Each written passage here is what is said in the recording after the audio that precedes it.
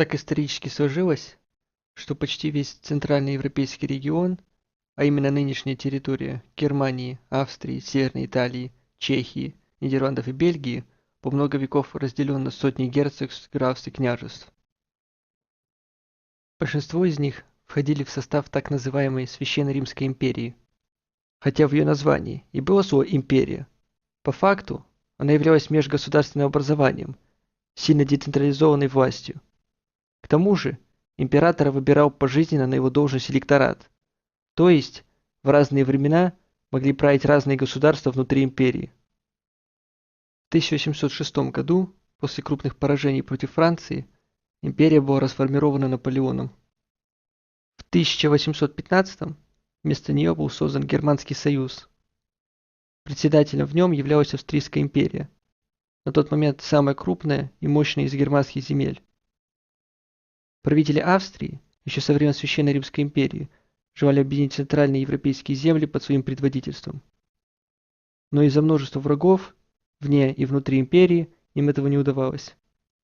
Теперь же их главным соперником являлось королевство Пруссия, в сферу влияния которого постепенно вошла вся северная часть Германии.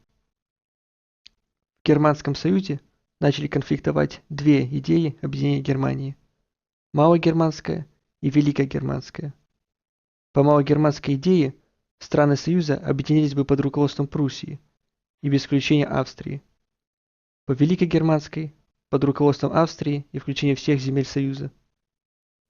До окончательного объединения Германии случились три важных события.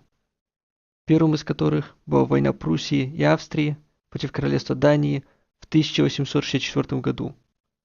Дания проиграла эту войну и была вынуждена отдать контроль над германскими герцогствами Шлезвига, Саксен-Лауенбурга и Гольштейна. Вторым событием была Австро-Прусская война 1866 года. Она оказалась катастрофической для Австрии, показав всем всю слабость долго разлагающейся изнутри империи, и триумфальной для Пруссии, которая ликвидировала Старый Германский союз и, присоединив себе всю Северную Германию, создала новый Северный Германский союз. Генеральное сражение войны случилось при Кёниггреце. В нем победила Пруссия, при этом получив лишь пятую часть австрийских потерь. После войны стала ясная тенденция, которая присутствовала в Австрийской империи до самого конца ее существования, а именно, что она больше не могла держать прочие национальности в ее составе под полным контролем.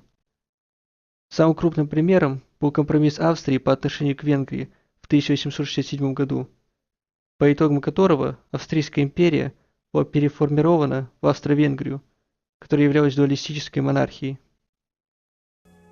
Третьим и финальным событием стала франко-прусская война 1770-71 годов, в которой на стороне Северо-Германского союза выступили также южные германские земли.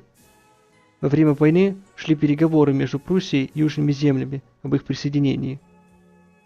После фактической победы над Францией 18 января в Версале была провозглашена Германская империя.